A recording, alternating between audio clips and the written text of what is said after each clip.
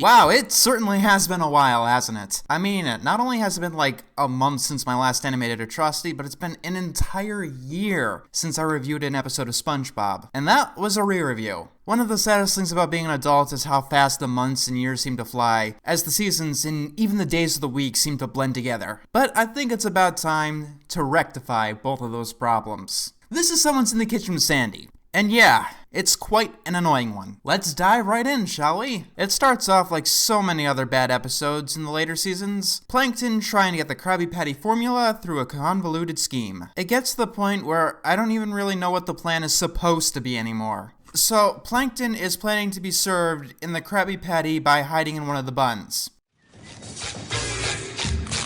Perfect. He's headed for the front door. Was he planning for SpongeBob to make the Krabby Patty and throw it outside the front door? Why would Plankton think the patty would go anywhere but to a customer inside the restaurant? It's the first scene, and already the problems are piling up. The customer that SpongeBob delivers the patty to is Sandy Cheeks, and she seals the patty inside her suit, and Plankton along with it. And we get a nice shot of Sandy eating disgustingly. That's gross. This lasts until Plankton nearly suffocates to death and faints. It takes her what, like 10 minutes to walk from the Krusty Krab to her home? Yeah, Plankton be dead, or at the very least brain damaged. What happens next is one of the most stupid plot points in any episode of SpongeBob. Sandy takes off her fur. Okay, why? I mean, this makes no logical sense on any level. First of all, in no other episode has it ever been shown that Sandy's fur came off, or needed to. Second of all, it looks kind of impossible, even when it comes to cartoon logic. And thirdly, it's needlessly impractical. Why wash both the skin and fur separately when they're supposed to be stuck together, and you can wash them together? It would be a lot faster, and it would make a lot more sense. Oh, I know why the fur comes off. This episode needs a stupid plot device. The shower ends up filling Sandy's helmet with water and reviving Plankton.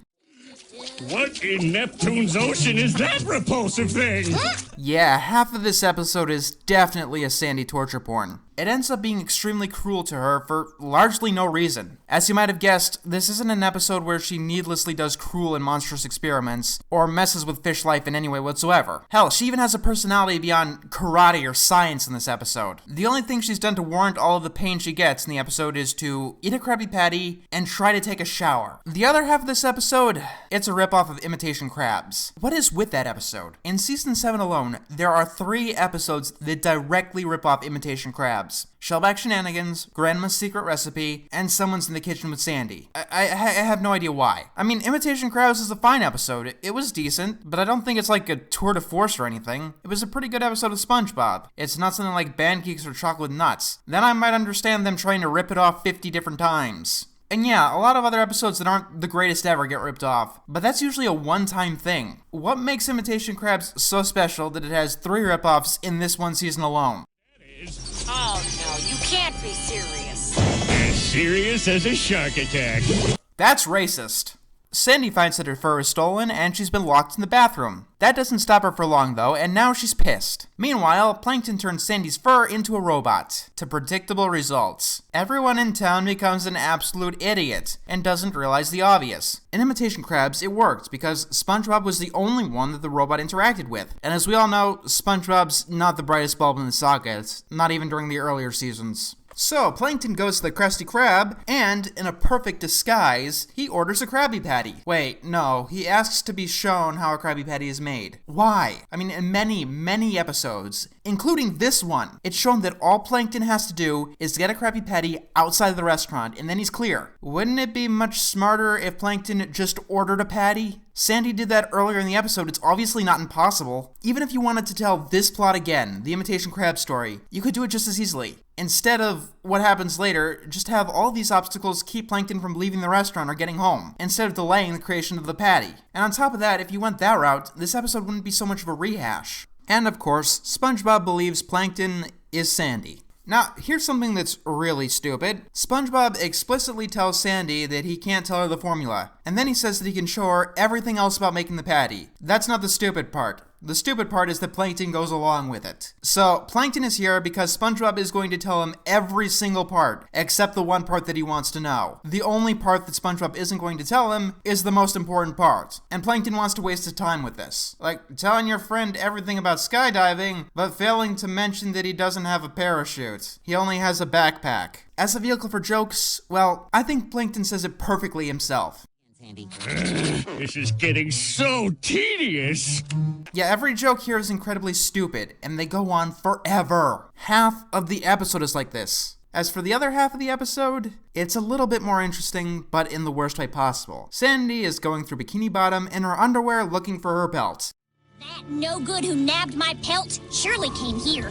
Probably wanted to cash it in on the Bikini Bottom black market. Oh, Bikini Bottom has a black market. Wait, what the fuck? Sandy asks people if anyone has seen her fur, and then they burst out laughing. You probably didn't need me to tell you that the female fish of Bikini Bottom tend to wear exactly what Sandy is wearing right now, just a bikini set. It can't be the color either, as some of the fish are pink, just like Sandy is. Also, besides losing her fur, which is something that fish don't have and shouldn't really be knowledgeable about, Sandy isn't wearing much less than she usually wears. And another thing, Sandy still has her space suit, as SpongeBob called it. Plankton didn't take that, only the helmet. Look at a naked chipmunk. Stole. Aren't you ashamed having your pink rat flesh exposed?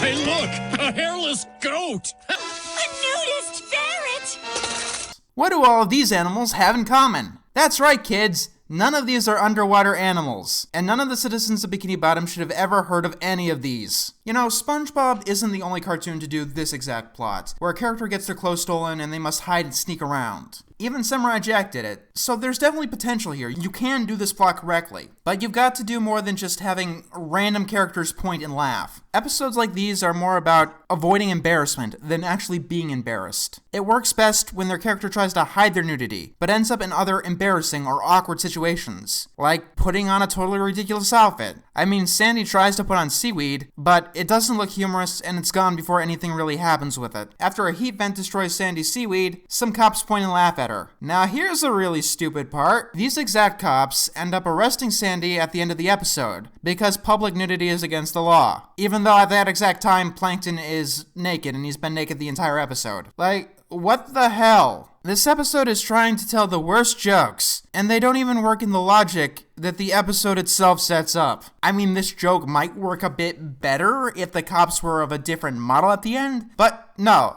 It's the exact same cops who did nothing earlier. Why didn't they arrest her right there on the spot? What was the point except prolonging Sandy's cruelty? A lot of bad episodes of SpongeBob seem to have the entire concept of logic shit on a character. But this one, it takes the cake. If it's not boring you with whatever the hell this is, it's constantly making you cringe at the pain and humiliation that Sandy's forced to go through. And it ends with Sandy getting arrested. I can only presume because Mrs. Puff isn't in the episode. Now, if you'll excuse me, I'm gonna try to figure out what's on the Bikini Bottom black market. And I say, hey, what a wonderful kind of day. If we could learn to work and play and get along with each other.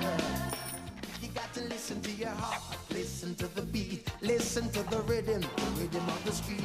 Open up your eyes, open up your ears, get together and make things better by working together. It's a simple message and it comes from the heart.